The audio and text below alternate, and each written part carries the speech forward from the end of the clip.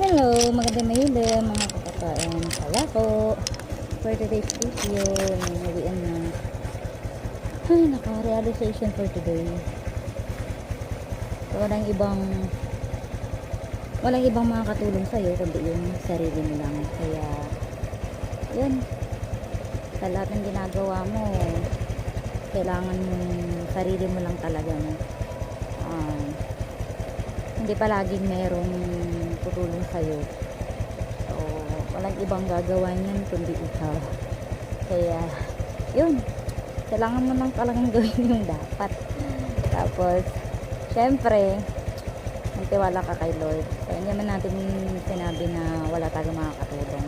I mean, sa lahat ng ginagawa natin, no, tayo pa rin talaga yung kikilos. And, si Lord na yung bahala sa iba. Kaya, kung medyo kinukulangan tayo, kung may mga hindi tayo na-accomplish,